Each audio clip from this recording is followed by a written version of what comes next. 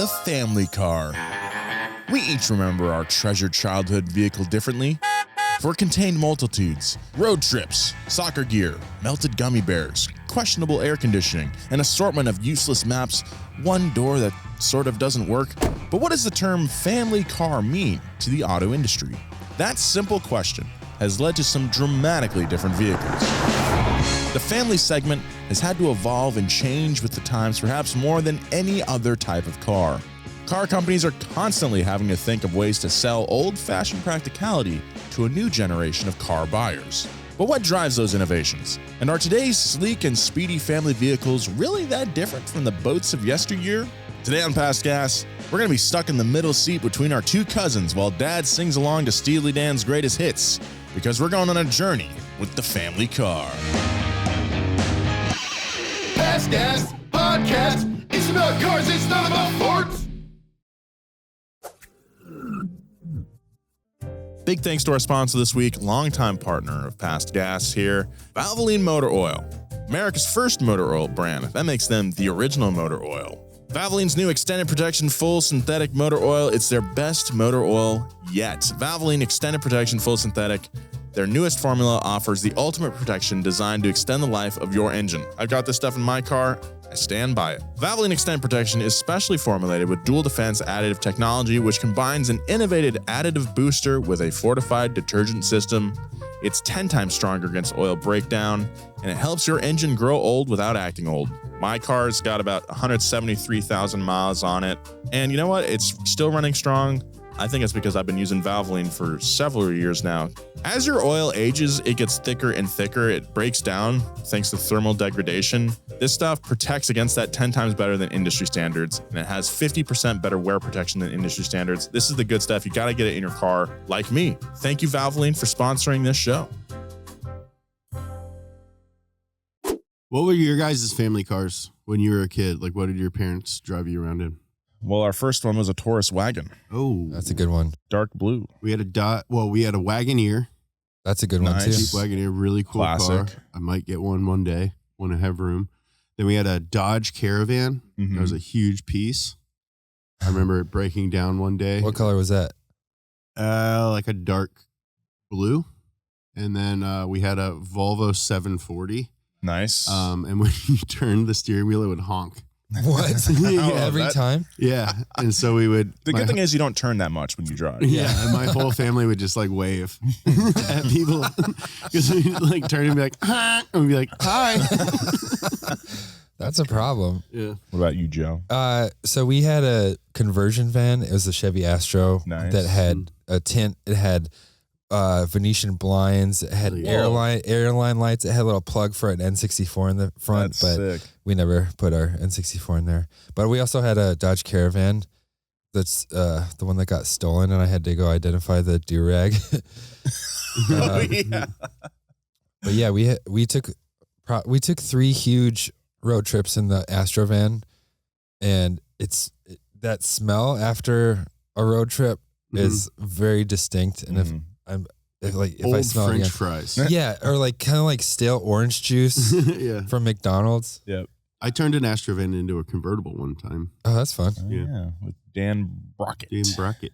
After the Wagon, we then got a Ford Windstar minivan, Oh, yeah. 98. And then after that, we got the Chrysler Town and Country. All minivans here. Yeah. Yeah. Minivans aren't really a thing anymore.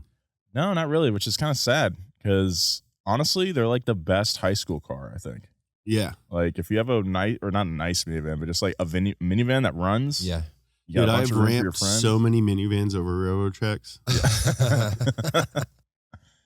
That Chrysler had the, I think, a Pentastar V6, and it had a surprising amount of torque. My parents just got a Grand Caravan. And a Grand Caravan, the new one? Yeah, well, yeah, it was What? 2019 or something, but Is one of them in a wheelchair? Oh, sorry, Grand Caravan, not Grand Wagoneer. I was thinking. No. God damn, no, I don't like the new Wagoneer. It's huge. So massive. big. But no, they Grand just got a Caravan, yeah. new Grand Caravan. That's nice. and I drove it touring up one. the coast, Yeah. and it was amazing. Coming Yeah. from the 4Runner, I was like, "Whoa, I can actually go up a hill in this thing." No, minivans are awesome. Okay, maybe they're awesome. I may overstep. No, they're there. awesome. I think if you want to be on the next wave of something, I think minivans You think they're going to make a comeback? I think so. When we were at the donut at the VidCon party that we had a couple weeks ago out at K1 Anaheim, someone showed up with what's the van? The Previa. Oh yeah, the mid-engine supercharged one. He had the supercharged mid-engined rear-wheel drive minivan. It was dumped. It had sick wheels on it. They also come in manual too. Yeah. I don't know if his midship. It was midship. That's right. He put like racing seats in it and everything. It was really cool. I forget the guy's name. I'm sorry, but like that thing was so cool. And I was like, dude, I mean, minivans are plentiful. They're not fast, but like they're unique, and I think that's pretty cool. Like, if you can get a Caravan with a turbo 2.4 and a manual. What? Really? Yeah. Oh, that was like the first gen. Yeah, that's cool. That's pretty sick. So yeah, Previas are cool. I think our buddy Sean has one of those. Sean's got one. He got one. He had like a car meet at his place, and there's like probably 50 amazing $1 million cars. And then he's like, "Oh, I got something for you guys." And he pulls the Previa around. Yeah. And we're all like, "Whoa." But he had it redone. He has like some nice tires. Yeah, he went and like found a bunch of the original like interior. The exterior is still a little beat up, but the interior was like brand new. It was like and really he's like, cool. "I know you guys were gonna like this." Yeah. Nolan, why don't you tell everybody who we are? Oh yeah, this is the show. I forgot. Welcome to Past Gas. I got so excited by the family vehicles, I forgot to do the host intros. My name is Nolan Sykes. I'm joined as always by my co-hosts, my friends, my mentors. We got Joe Weber. Welcome, Slime Nation. Keep it winked. And James Pumphrey. I'm gonna burn their crops and salt the earth. Wow. And this week we're talking about the evolution of the family vehicle in the automotive industry. History kind of repeats. Or it doesn't repeat, it rhymes. I don't know who said that first, but I don't think the crossover SUV, most popular segment in the U.S. I have one. You've got I one. have a performance CUV. And you don't even have a family. I Oh my God. I guess I don't. I don't think they're that different from... I'd like to. The idea is not that different from the huge like post-war sedans of the 1940s and 50s. You know, get sedan ride quality with the enough space for an SUV. Bam, you got a crossover. You know, just the form and the shape has changed. The idea has not. So that's kind of the idea behind this episode. Is we're going to go through and take a look at probably the most important segment in the automotive industry, the family. So yeah, a little different than our usual topics. No, I don't know if we're going to be mentioning any race car drivers this week. Maybe some were involved, but I think we might have Lee Iacocca in here. I hope so. And no trips to the Nürburgring. Well, I don't know. We might mention the Renault Espace or whatever it's called, E-Space. The one that the F1 engine. Put the F1 engine in. E-Bussy. Yeah, well, we got that mentioned in, so we're covered on that. So let's get into it. Let's talk about the family car. If you want to get technical, the first family vehicle was also the first vehicle, period. When Bertha Benz took her husband and business partner Carl's invention, the Benz patent motor wagon, for a long-distance field test in 1888, she split the driving duties with her 2 teenage sons and officially invented the family road trip. We actually did a whole episode about Bertha Benz's big drive a while back. If you want to check that out, it's a really good story. They had to stop for fuel at pharmacies. And then they ran out of fuel on a mountain and had a bunch of farmers, push them up the mountain or something like that. Very nice. How courteous of them.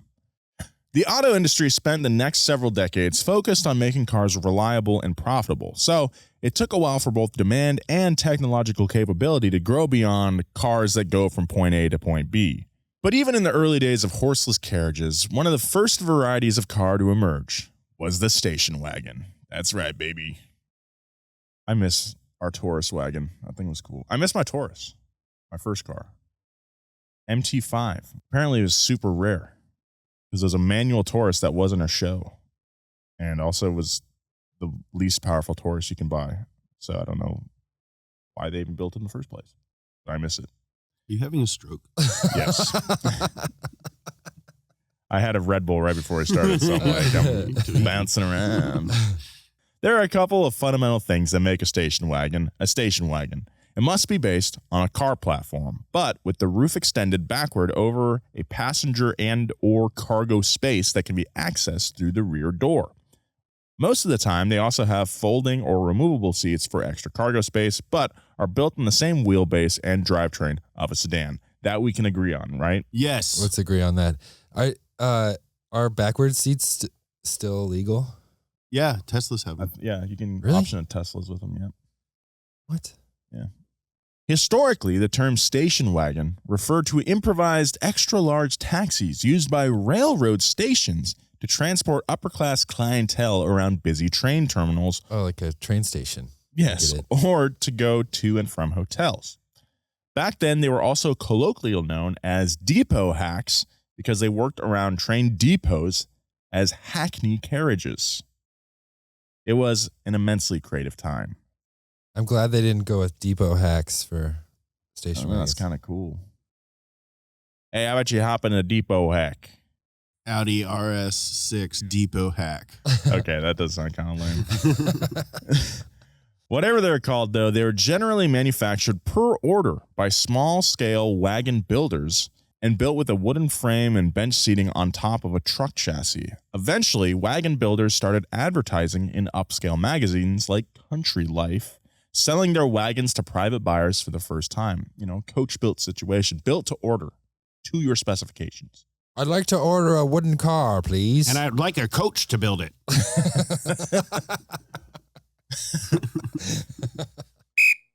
All right, gentlemen.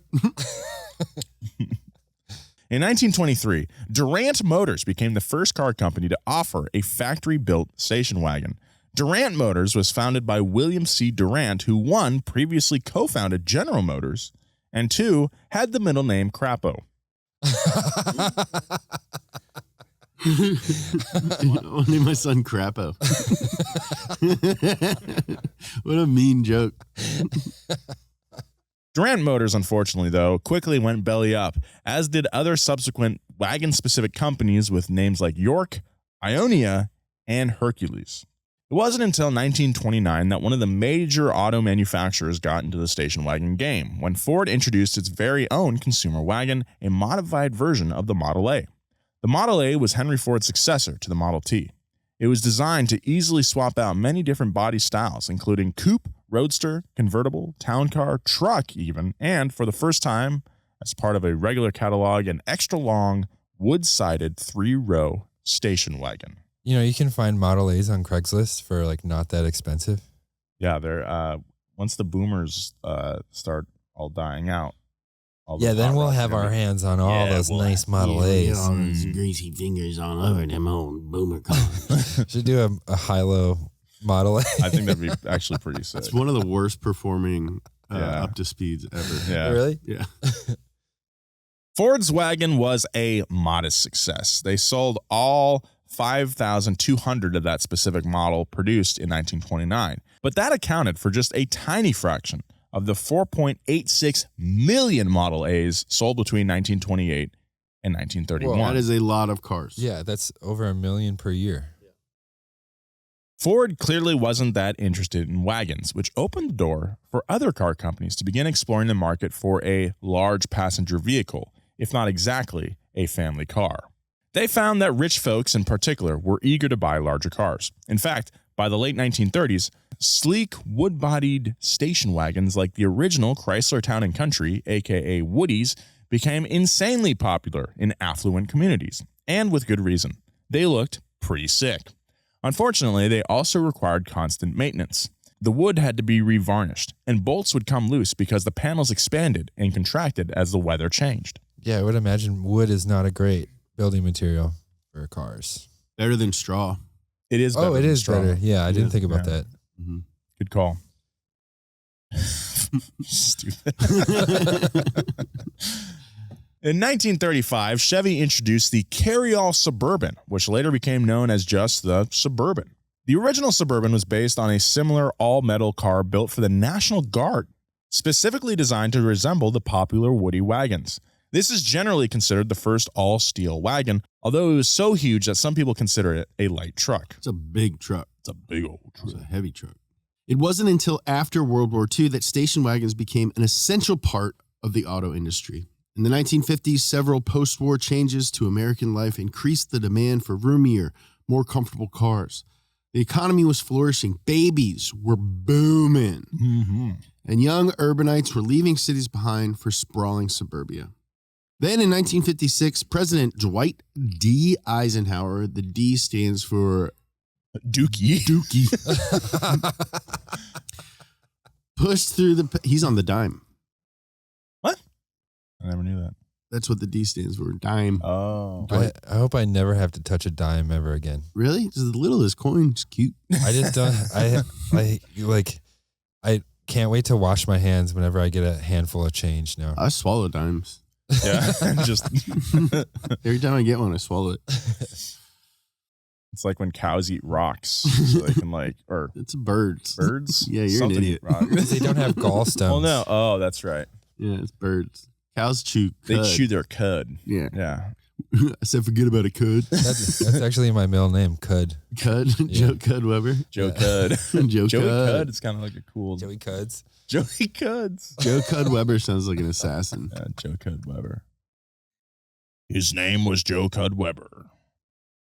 Anyway, Dwight Dime Eisenhower pushed through the passage of the Federal Aid Highway Act, which built 40,000 miles of new highway linking all American cities with more than 50,000 people. Wow. Eisenhower was inspired by his experiences crossing the country in a 1919 Army convoy along the Lincoln Highway, the first road across America. Eisenhower said, "The old convoy had started me thinking about good two-lane highways, the wisdom of broader ribbons across our land." That's how people talked back then. All of them. Let us know if you want us to do an entire episode on that story. The new ribbon that he was referring to was a highway system, and it was more modern and better paved than old roads like the Lincoln Highway, allowing for much easier access to distant locales. Suddenly, the family vacation no longer relied on train or boat tickets, and very quickly having a station wagon in the driveway came to define the typical modern middle-class American family. Car companies jumped at the increased demand, making larger wagons with 6 or even 9 passenger seating to accommodate larger families. Dude, if you have a 9-person family, you're a psychopath.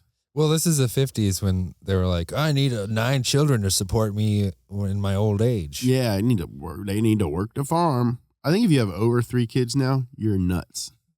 These days? Yeah. I want 2. Yeah, 2's a pretty good number. Because then you're like carbon positive with the earth. If it's 2 people making 2 people, that's a wash. Yeah. 0 sum. Yeah. Station wagons were big cars and big business. In 1955, Ford built 209,000 wagons, accounting for nearly 15% of Ford's overall vehicle sales. Perhaps the defining full-size station wagon of this era was the Ford Country Squire. Well, I'm just a humble country squire. Oh, this thing's pretty sick. The Country Squire was introduced as a 2-door Woody in 1950 and continued onward for 8 generations, surviving just about every possible design change along the way. Even in these relatively early days of family cars, automakers were already trying to create innovative conveniences to help their models stand out. Ford hit on one in 1966 with the Magic Door Gate for the Country Squire. Door gate. We're talking about door gate, everybody. Talking about Door Gate, guys. It's Cool. a door scandal. It was developed by Donald N. Fry. The N stands for nachos. He's one of the same guys who created the Mustang. The Magic Door Gate allows the rear door to fold down like a regular tailgate or hinge open to the side like a passenger door. that's That's sick. sick. I wish doesn't more cars had every that car now. should Yeah, have that? for sure. I love a fold down tailgate. Sit on it. Yeah. Drink iced tea, Play some cards. lemonade, eat some pasta salad. 2 drinks, dude? Huh? 2 drinks? 1 drink. It's called an Arnold Palmer.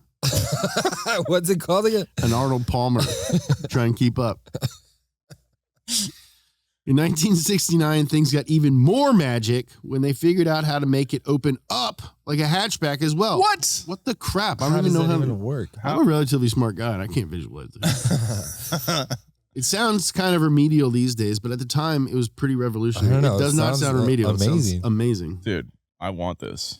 That's so cool. There's nothing that parents appreciate more than convenience. Well, they probably appreciate their kids being alive. And a door that can easily load in kids or animals or luggage or dead bodies is pretty dang convenient. At 19 feet long, powered by a V8 engine, the Country Squire was a big, bad family behemoth. Its popularity helped station wagons hit their cultural peak in the 1970s and 80s. By 1971, the Country Squire was selling 130,000 vehicles by itself. Kids of the era were delighted by its side-facing seats, magnetic checkerboard, What? optional CB Dude. radio, or hidden rear cargo compartment. Dude, this thing's so cool. It even inspired the Wagon family truckster, Chevy Chase's car in National Lampoon's Vacation. Pretty much every car company out there came up with a competing wagon. From the exotic Chevy Nomad to the ultra-huge Pontiac Safari to the virtually indestructible Mercedes-Benz 300 TD. By the mid-70s, full-size station wagon sales started to sag. Like my pants. I'm eating only cold food this summer, and I'm sagging. You're bringing back sagging. Yeah, I'm bringing back sagging. So if you're listening to this and you like to sag, post a picture on Instagram and tag me at James Pumphrey. What's the hashtag? Hashtag sagging ain't wrong. First, the 1973 oil crisis caused gas shortages and 400% price hikes. Which made families question the value of a honkin' V8. Meanwhile, smaller, more efficient wagons like the Toyota Honkin' Corolla V8. and Volkswagen Passat entered the market, slowly eating away at sales of bigger models like the Country Squire. Demand for family cars didn't rebound until the mid-'80s, and by that point, Chrysler was about to shake up the industry. Oh, we're going to see a little change in the tide here. Like so many martinis ordered by James Bond. I'm a big Bond guy. Big Bond guy, yeah. This Country Squire, dude. I like it. That's cool. Is it stupid that I want to put an angle kit on everything I see now? I think that you should just get as many pounds of car as you can. What does that mean? Yeah, Like he's got probably 7,000 pounds of car right now. You should I do. continue to get more heavy cars. Yeah. So you have the heaviest car collection in the world. It's crazy that's that you fun. have two cars that don't even weigh how much that Hummer weighs. The new Hummer. That is weird, yeah. I think, 9,000. Yeah. Sheesh. Sheesh. Sheesh. All right. That's bussin'. That's That's pushing Major P. that kind of burned out, huh? Yeah. Yeah. No cap. Turns out the other guy who created the Mustang, one Lee Iacocca, was also interested in revolutionizing family transportation. After clashing with Henry Ford II, or Hank the Deuce, and getting fired in 1978, Iacocca took over as the head of Chrysler. The company was on the verge of bankruptcy, but Iacocca managed to get it back on track thanks to practicality, particularly by introducing the reliable and multi-use K-car platform. He also brought over a project rejected by Ford called the Mini Max, aimed at bringing the sliding door and high ceiling convenience of a conventional van to a smaller vehicle chassis. In 1983, Chrysler presented the results, the Dodge Caravan, the first modern minivan. By stretching the Chrysler K-car platform, lowering the floor, and adding car amenities, Chrysler established the Caravan as the leading minivan template. It also foreshadowed some of the concepts behind the crossover SUV's popularity today. I wonder what the need was to go from station wagon to minivan. Kidnapping. You can kidnap someone in a station wagon. It's easier with a sliding door. Well, Oh. one thing to keep in mind is that these minivans, because it's based on the K-car platform, it's front-wheel drive, and it has Yes. a more fuel-efficient engine. Since we're transitioning from the 70s into the 80s, all these big station wagons that we talked about, most of them are sold with small block V8s or very thirsty, straight six engines or V6 engines, but mostly V8s. So the fuel economy is horrible, and because they were also based on we'll say muscle car platforms or architecture, they also had like truck suspension too. So they weren't the most comfortable. Whereas these new K cars, for the time, more economical and more comfortable and lighter. Damn, that was a really succinct answer. Thanks. You're welcome, Joe. Yeah, man, you killed that. You think you're better than this? You're professor of hands at Harvard. Think you're better than Joe? No. Because it seems like you think I you're better than just- Joe. I just Joe asked the question, you answered. talked You out think my you're better ass than him? about minivans for a minute. Yeah, you have a Harvard accent when you say What? it. So Yeah, you think talking you're with better that than me? Harvard accent. You think you're better? Think you're better because I no. don't know words? You think you're fucking better than me? You're not a cop. Big thank you to our sponsor this week, Everyman Jack. There's nothing quite like the feeling of getting outside to run, ride, hike, or just be somewhere we feel most like ourselves. Everyman Jack put that experience in a bottle. Their men's care products feature naturally derived ingredients, outdoor-inspired scents, and responsible packaging. So you can take the inspiration of the great outdoors with you wherever you roam. Nolan, I don't know about you, but I love Everyman Jack's products. They sent us a bunch of stuff. I love it all. There's like an eye cream that makes my eyes not look super puffy. You look great. Thanks, dude. I smell great too, thanks to the sandalwood body wash that I use every single day. Yeah, you smell awesome. Thanks, dude. You're standing really close to me. Sorry. Everyman Jack has everything you need to feel and look fresh, just like me. From body wash to deodorant and skincare products to shampoos, balms, oils to tame and nourish your hair and beard. Make every day feel like a getaway with incredible scents inspired by the great outdoors. Everyman Jack works exceptionally without any of the harsh chemicals like parabens or dyes that can be abrasive to your skin and leave it feeling dry. They use as many clean, naturally derived ingredients as possible, like activated charcoal, caffeine, green tea, coconut oil, and shea butter. Need something else to feel good about? Here's 3. Everyman Jack uses responsibly made packaging. They're a National Forest Foundation partner, and their products are all cruelty-free. Everyman Jack Men's Care, naturally derived, outdoor inspired. Look for them at Target, Walmart, Amazon, or everymanjack.com. Big thanks to BetterHelp for sponsoring this episode of Past Gas. I got a question for you. How well would you take care of your car if you had to keep that same car for the rest of your life? That's how our brains work, so why don't we treat them the same way? How we care for our minds affects how we experience life. So it's important to invest time and care into keeping your brain healthy. There are plenty of ways to support a healthy brain, like learning a new language or taking power naps. There's also BetterHelp online therapy. I personally think that everyone should go to therapy.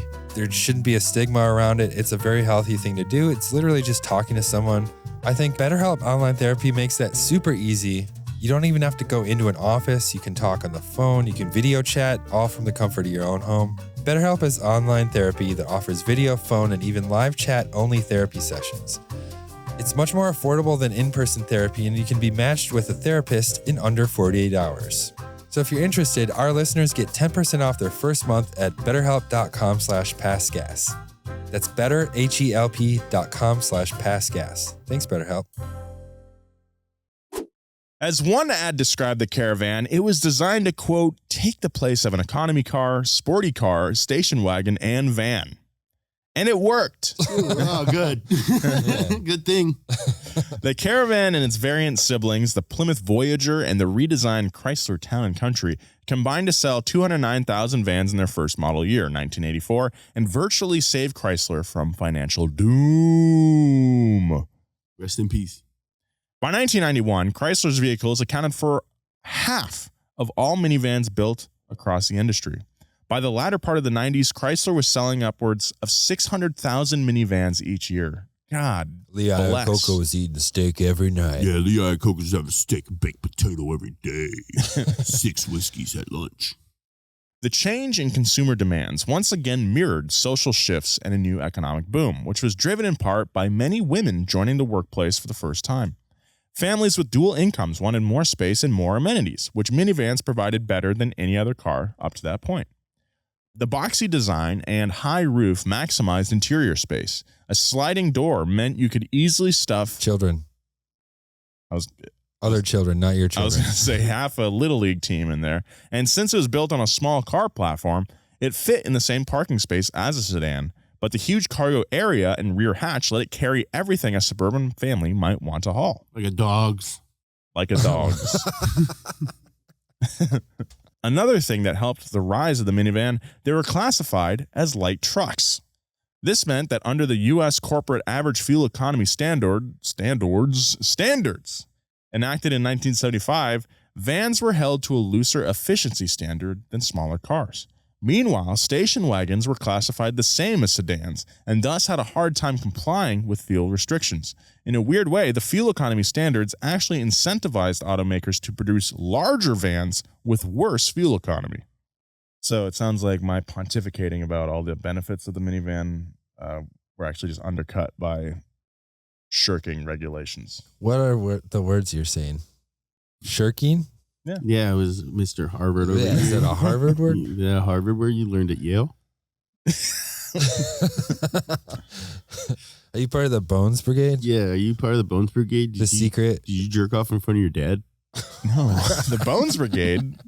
Isn't that The secret thing skating that all presidents are part of? Yeah. Well, I and did bones. jerk off in front of Dwight Dookie Eisenhower. Ashes. Yeah. You made a little glue out of it? Okay. A little cement. Paper mache? This is making me think about my dad a lot. Not the last conversation, but anytime we ever go to a restaurant and we get seated right away and then a bunch of people show up after us, he always goes, well, we got here at the right Yeah, time. we got here right on time. Yeah. Mm-hmm. Without fail. Yeah. Like I can see it coming. Yeah. Or if there's like traffic on the other side of the highway, it's like, glad we're not going that way. Yeah. You check your moles out, Joe? Do you go to the dermatologist? You guys... I need some moles checked out for sure. I have a weird thing on my arm. I'm Let's see pretty it. sure it's bad. I thought you were going to point to your tattoo. It's the darker the worse, but that doesn't look that dark. Oh, I that think little this is little bad. dot right there. Yeah. Guys, how about we organize like a group trip? A group trip to the dermatologist. Dermatologist. We Yeah. can always save money if we all chip in. You know? Can we get a group on? Discounted rate. We all have to get naked in front of each other. Not a problem. We should just get one to come to the office and check out all our moles. That'd be pretty funny. That'd be funny. If you guys want to see us get our moles checked out live on YouTube. On an audio Yeah. format. You can hear us get them lanced. I do have a pretty big one on my neck. Anyway. Let's stop talking about moles. You brought it up. Do you guys want us to dedicate an entire podcast to our moles and growths? Let us know in the comments. Yeah. Just like with the station wagon, Chrysler's success bred many imitators. There is the Ford Aerostar, the Toyota Sienna, and the Honda Odyssey, and more. Most of them copied the Caravan's blueprint pretty much to a T. Rather than further experiment with the form of the minivan, they mostly tried to top each other with interior upgrades like climate zone controls and TVs in the headrests. But Chrysler beat them all with the biggest minivan design innovation yet. It was, drumroll please, a second sliding door. These were lean days for invention, but high times for the car companies. The minivan officially conquered the station wagon in 1996, when the last American full-size wagons, the Buick Roadmaster and the Chevy Caprice Classic, were discontinued. The minivan market peaked shortly thereafter, with nearly 1.4 million vans sold in the year 2000. So I think the E46 wagon is the best looking wagon of all time. No, Really? way not. Dude, in that light blue color, that's the best looking wagon of all time. Very much no. What's your favorite wagon? Mercedes, like there's like 8 Mercedes wagons that look better than it. Yeah, I think Mercedes does a really good job. E63 AMG wagon, Mm-hmm. really good looking. CTSV. CTSV is More That fine. looks angular. like a brick of butter. I know, but I like Yeah. a butter, you know. I think the RS6 wagon looks better. Yeah. Audi A4 like B5 wagon looks Mhm. better. The E92 they made an E92 M3 wagon over in Europe, right? Uh-huh. Yeah, that looked pretty good. I like that. I like the later one. I'd say Audi A4. Dude, fucking Audi S2 looks better. Are you kidding me, dude? Jordan Peele's E46 Wagon and Get Out. Wait, he's not in that movie. He directed it. Daniel Kaluuya's E46 Wagon in that movie is It's a good-looking car, don't get me wrong. I just don't think it's the best-looking wagon of all time. Okay. I think the Taycan Sport Turismo. Oh, Taycan Sport Turismo. Oh, I best forgot car about on that. the road. Well, would you call that a shooting brake? Does it fucking matter? Yeah. Do we need to get Yeah, you're right. If you want to, yeah, that is more of a shooting brake. Not really a station wagon. Why? What's the There's difference? Very little cargo room in the back. There's none. Yeah. All of the body of that car is just does not reflect. Yeah. I don't understand how a car that long can have no back seat. It has nothing. You can fit in the back seat fine, but it's like if you've got like Wicked Witch of the West legs But, that like- can curl up. I think like family car, for it to be really a family car, like you need to be able to like take your family camping with it. I think Mhm. you know, like have 2 to You're so 2.5, outdoorsy. yeah, 2.5 kids and enough room for camping stuff in the back. And the Taycan, you could not do that. You could not. It's You could crazy you not. don't recognize your third kid as a full kid, dude. Well, I don't know if it's between 2 or 3. You know. Yeah. So I went with the average, 2.5. I'm gonna get castrated after this. Not even a vasectomy. Just get it all off of me. Eunuched. Yeah. Well, hopefully I can sing it falsetto after that. Did Max really? On your knees and hear the angels' voices. I know. Oh no! Uh, In the early 2000s, the minivan's greatest strengths, its practicality and spacious interior, flipped on a dime and made it exactly what people didn't want to drive. Gas prices suddenly fluctuated again. Now gas was cheap because we were at war. And at the same time, families were shrinking dramatically because everyone got castrated. According to the U.S. Census in 1969, 11% of households had more than 6 people in them. Gross. But by 2000, only 3.6% did. And so SUVs began to rise in popularity. There was also like a weird wave of like 6 people in a house? that's a lot of people. Yuck. There's also like a weird shift in the like public perception of the minivan around this time Mhm. too.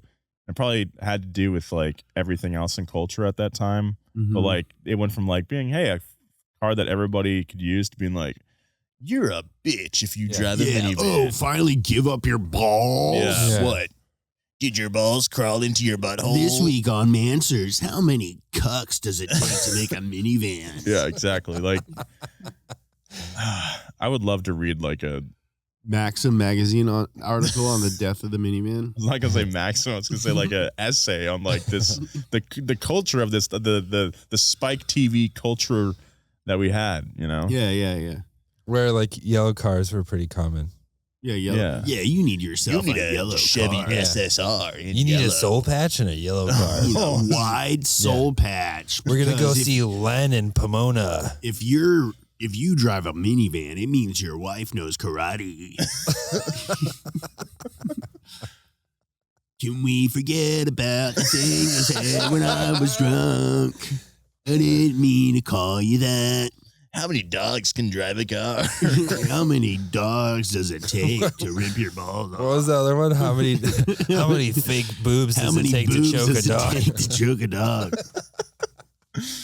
Oh, The SUV as we know it today has many predecessors, most especially off-road military vehicles like the Willys MB Jeep and the British Land Rover. Term SUV first appeared in 1974 brochure for the Jeep Cherokee SJ, a 2-door truck based on the Wagoneer. But it wasn't until 1984 in the updated 4-door Cherokee XJ that drivers started to really notice SUVs as an option for more than off-roading. Ironically, despite their military origins, the rise of SUVs in commercial popularity came largely at the expense of family vans. Drivers liked sitting higher on the road and felt that the cars were safer to drive. SUVs had the same rear hatch, cargo capacity, and passenger space buyers had come to love in minivans, but driving one made you look like a freaking badass. Not a little wimp. Not whose a wife wimp knows that- karate. That your wife knows karate. You don't even know what to do with nunchucks, but your wife uses them on you every night. New from Taco Bell. You from Taco Bell. If you drive a minivan, it means that your wife pegs you. The popularity of SUVs captured several markets. The popularity of SUVs captured several markets who wouldn't be caught dead in a van because it makes you look like you get paid. Young people, movie stars, and even one O.J. Simpson. Oh, yeah, that's right. He almost cut 2 people's heads off. That's definitely quiet. In addition to Jeep, the Ford Explorer helped America embrace the SUV as a family car. While the Explorer had available 4-wheel drive and was mounted on a frame similar to that of the Ford Ranger pickup, it was basically designed for the streets and incorporated important safety features such as airbags and reverse warning systems. It also flipped over quickly. Yeah. My one of my childhood best friends, Andrew, shout out, saw him the other day. What, His no family. last name? I Andrew Bergdorf. Okay, I've heard about this guy. Yeah, Andrew Bergie, his family had Bergdorf. one of these with the Eddie Bauer package. Eddie Very Bauer nice edition. interior. Yeah. There was one on Craigslist for sale. I follow cool Craigslist cars on Instagram. Mm-hmm. The original one had this really cool, like, asymmetrical grill. Oh. And it was a very boxy. It looked really good, but it also had this, like, this particular one had, like, cardinal red velour seats that were just in perfect condition. Yeah. Velour. Velour, Cardinal Red. I'm from Louisville. We love Cardinals. The Explorer also showed why everyone deciding to commute in massive trucks might not be a good idea due to issues with rollovers and tire explosions. We talked about this on an earlier episode. Yeah, Ford really threw Firestone under the Yeah, bus. so go Ended check a it out. 100-year friendship. Mm-hmm. Go check it out. Yeah, and they used to 69 with Thomas Edison. Yep. Firestone. And Teddy Roosevelt was Teddy there or something? Roosevelt was there, and they used to 69 on Camping Amelia trips. Earhart. Amelia Earhart is back. Did you hear? You guys hear? Yeah, she's been in Fiji the whole time. Yeah, she's back. Wow, She she's looks- on Dancing with the Stars now, right? Yeah, she's on Dancing with the Stars. Pretty cool. She looks great. Yeah. That Fiji water really, Mm-hmm. She's dating that Brody Jenner. Oh, wow. Yeah, he's back too. Dang. Wow, yeah. I don't even know who Brody Jenner is. That's Bruce's son? Mm-hmm. Oh. Caitlin. Caitlin, sorry.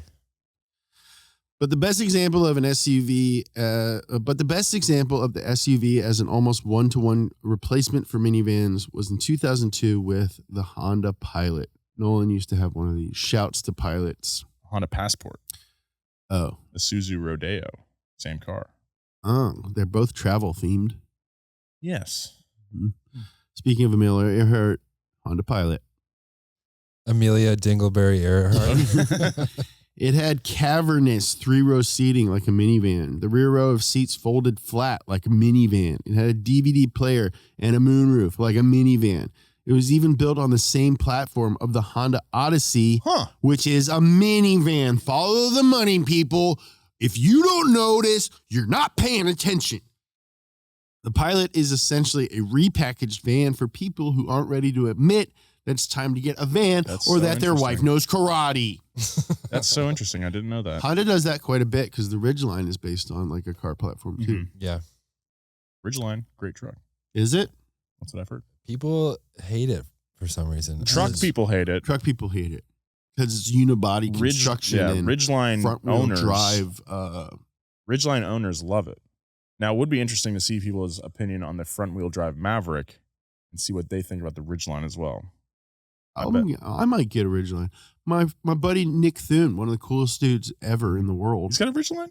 drives a Ridgeline. Wow. He's got great tattoos, amazing style. He's like 6'4". Great musician. Great He's musician. very funny. Very funny. We should have him in. Sure. No comment. Oh, he was mean to Joe. Oh. But it's like everyone. Maybe it's Mean to just Joe. you. No, dude, I didn't say everyone. He was the dick. He was the biggest dick I've ever encountered at that stand-up show. John Mulaney, a wonderful guy. John Mulaney was rude to me. Oh, he was really nice to me. Johnny Pemberton is one of the sweetest dudes I've ever met. One of my first friends in LA. Yeah. Cameron Esposito. Great. Very nice. Okay. John Mulaney was mean to me. However. Did you spit gum into his mouth? No, I used to do that. However, the pilot, maybe my reputation preceded me. I used to be kind of an asshole. I used to be a real big piece of shit. But I'm not anymore. I'm not anymore. I'm such a narcissist. I kind of think that sketch is based on me. Do you know him? No. It's not. However, the Pilot is also one of the huge gas-guzzling SUVs that led to the next evolution of family cars. Just as the sport utility class was peaking with over-the-top huge trucks. Blow Vicks in my face. I'm peaking. Just as the SUVs were peaking with over-the-top huge trucks like the Hummer H2 and Ford Excursion, another financial crisis hit and a new market segment evolved. That evolution we're talking about is, of course, the crossover. These things are the bane of many a car lover's existence. Not mine! Particularly among truck and SUV enthusiasts, also sports car people and Haters everyone gonna else. hate. Haters gonna hate. People hate on crossovers because they look like something they're not. But there are good reasons why the family market loves them. I can't wait to talk about my favorite crossover. We'll get into it. Technically, crossovers have existed for a long, long time. Like we mentioned before, the idea of using a small car platform to build a larger vehicle was what led to the minivan. And if you go by today's definition of a crossover SUV, then the 1934 Ford Tudor sedan technically counts as one. The rise of crossovers as a family vehicle is much more recent, and again, coincides with global circumstances. A worldwide recession in the mid-2000s hit American car companies particularly hard. And at the same time, another oil crisis and escalating climate concerns tanked the SUV market. Not only was owning an Escalade a billionaire-style luxury, it suddenly became billionaire-style unethical. But the American car companies recovered, mainly because they were bailed out by the government, but also because they adapted to the market by creating smaller, cheaper, more efficient crossovers that kind of looked like their big bro SUVs, but didn't carry the same price tag or stigma. The point is that the Ford Escape usurped the Explorer's marketplace, while the Chevy Equinox did the same to the Tahoe, etc., etc. My parents had an Equinox for a long time. Huh? I used to work out at Equinox. Did you? Yeah. I'm making fun of how you said it, but yeah, I used to. Equinox? Equinox. Equinox. Whatever. Fuck. I don't give a shit. It means equal. But the Honda CR-V was really the crossover SUV that became the proof of concept success to other car companies. When it was introduced in the late 90s, the CR-V gave families gas mileage close to the Honda Civic, but with way more space than a Civic could provide. Families soon discovered that they didn't need huge SUVs, just bigger, compact cars. The Subaru Outback is arguably the definitive crossover. It started as a modified Subaru Legacy in wagon form, and with a few more inches of ground clearance. But the Outback became its own entity in 2000, and today it's grown to 16 feet long and looks like an SUV without actually being one. But it still has enough clearance and the all-wheel drive necessary to make it practical for families in harsh climates and/or extremely long, dangerous driveways like those in the Pacific Northwest. It's weird because I would consider it an SUV. It's capable. It's pretty high up. It does look like a wagon, though. That's the only thing. And it's not based on a truck platform, though. Yeah. Oh, okay. They made like a legacy sedan. Have you ever seen one of those things? Yeah. Yeah. So weird. Yeah. So sick. Not really. They are very weird looking. Today, crossovers are the best-selling segment in the auto industry, making up 22.8% of all new cars sold in 2021. They're so popular that car companies are slapping everything from Bronco to Blazer to Mustang badges onto crossovers these days. Bronco Sport, little crossover, Little crossover. great car. Great Blazer, little car. haven't driven one, I don't really know. Mustang Mach-E, great car, not a Mustang. Doesn't look good. Not really. The one we had for Omaze a couple months ago. It has like some appearance package. It had a body kit on it. I liked it. I thought it looked pretty good. But yeah, I think they need it. You know, the refresh will probably look a lot better.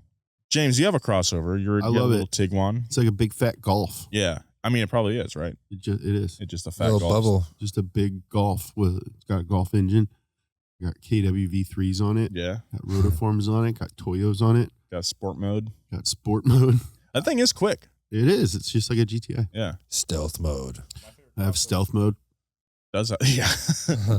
My favorite crossover is the Mazda CX-5. I think that all the Mazda crossovers are really good looking. Yeah. If anyone that is not a car person, like friends and family, ask me what car they should get, I always say Mazda Me too. CX-5. Yeah. And they always get it and they Yeah. love it. Yeah. Great And then looking. you get to look like a hero. So the good. interiors are really nice. Yeah. The like infotainment is Yeah. like above and beyond. I'm kind of smitten with the new CX-50 that I think That's is like the lifted one, right? Yeah, and it's got a little like plastic cladding. I Yeah. think they're coming for like the Crosstrek market. Yeah, definitely. But it looks way sick. nicer on the Yeah. inside. I like plastic cladding. Mazdas are super nice on the inside, super comfortable. I mean, I think Great screens. Mhm. Mazda, really one of Yeah. the best screens. And you know what? in the game. It's a fun little car. Like Yeah. it's not Miata, obviously, but it feels, it's a Mazda, when you drive it. You know who has I definitely will have one in the future. Jimbai Atai. Horse and rider. Mm-hmm. That's What? right. It's Jinbai Mazda's ethos. Yep. But you know who doesn't have great screens? The Civic Type R. Mm-mm. Pretty bad screens. Bad It's a screens. silly car.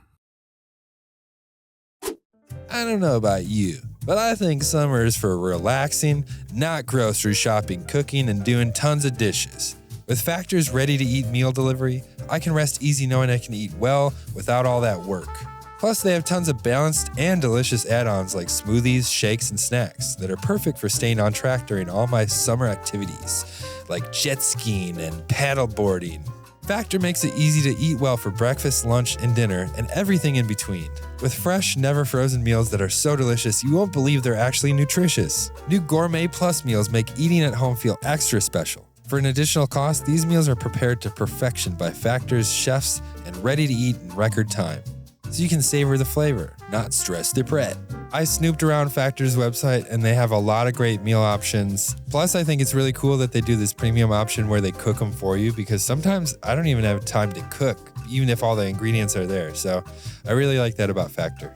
Head to go.factor75.com/gas120 and use code gas120 to get $120 off. That's code GAS120 at go.factor75.com/gas120 for $120 off.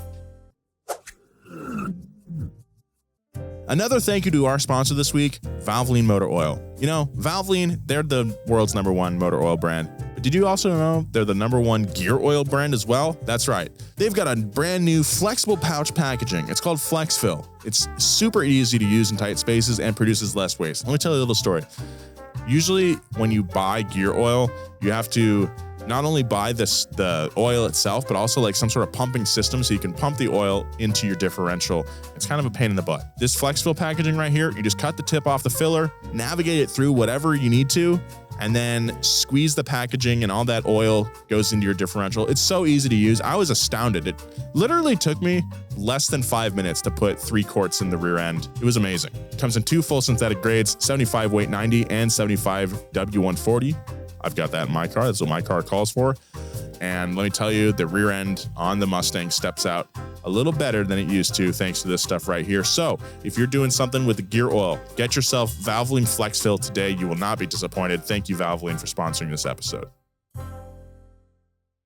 We like to think of the car industry as constantly evolving, but if we zoom out for a second, don't crossover SUVs kind of look like station wagons? Think about that definition from earlier. Generally car-shaped, but with the roof extended backward over a passenger and or cargo space that can be accessed through a rear door. Does it sound familiar? People, follow the money. Follow the money. If you're not scared, you're not paying attention.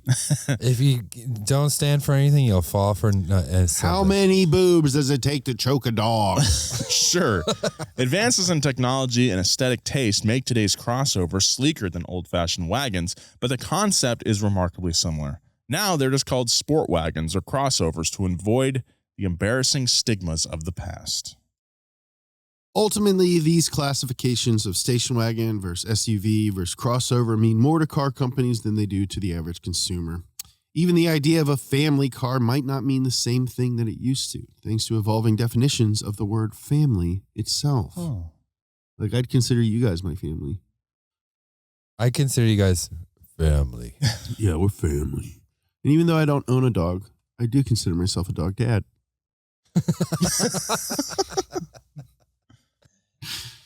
The future of the family car might hinge on some new idea like the magic door gate, or because gas prices are higher than ever, maybe crossovers will shrink even further. On the flip side, the rise of electric technology could support cars that are bigger than ever. Big as cars, big as a house. I want the biggest car ever. Maybe those tall, boxy Euro vans that are popping up everywhere could be the next thing, although I doubt it. Or maybe we missed the point with this episode entirely, and we haven't even touched on the real family car. After all, the best-selling vehicle for the past 30 years running isn't a station wagon, a minivan, an SUV, or a crossover. It's the Ford F-150. So maybe pickup trucks have been the real family car all along. Oh. Or maybe the family car was under our noses this entire time. Oh. And it's not a car at all. It's a boat. Who knows? What matters more than the make and model of your family car are the memories you make along the way. Oh. And the stale French fries you shove into the seat. Oh, nice little wrap up. Wow. Wait, why are you shoving them into the seat? They just drop. I don't know. Bored. All right. Well, that was an awesome story. Awesome story. Mazda CX-5. Great riffs. Mazda CX-5, Volkswagen Tiguan. Mustang of the skies. Mustang of the sky. P-51 Mustang, Cadillac of the sky.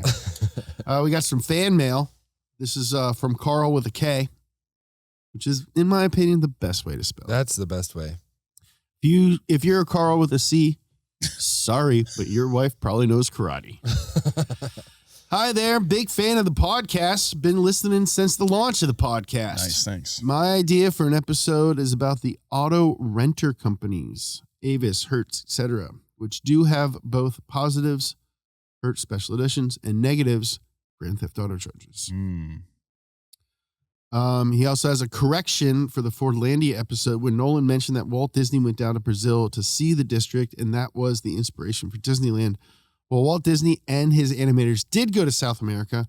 That was in 1941, and the inspiration for Disneyland was visiting the Henry Ford Greenfield Village in Dearborn in 1948 while going to a model train convention. Fordlandia was already abandoned 7 years before Walt Disney visited South America. Whoa, good correction. Yeah, that's a good one. I look forward to every new episode, even if Nolan is an idiot that gets things wrong all the time. And I tell everyone I talk to if they're interested in auto industry figures, events. So I ask them to listen to Past Gas. Thank you, Carl, for spreading the good word. Yeah, thanks, Carl. P.S. for Joe, did you ever go to the Milwaukee Mile Racetrack? Ooh, yeah, I went, I think, one time as a kid. Don't remember it much. I probably had a hot dog. I probably was underprepared for ear protection. They have the trough-style urinals? Of course they do. I don't like this. You like them? I don't like those. Why? They're all pissing in the same thing. Yeah. What's the big deal? I love to feel the heat coming off of it. I lay down in it sometimes. But also, here's another tidbit. Walt Disney also got inspiration from Clifton's Cafeteria in downtown LA for Disneyland because it's like a crazy bar that's been around since the 20s. The 4-story one? Yeah, it's 4 stories with a giant fake tree going through the top. Make you wear a collared shirt to get into really? The bar. It's stupid. What? Yeah. I dumb. Went there right before the pandemic hit. It was a great fuck night. Clifton's.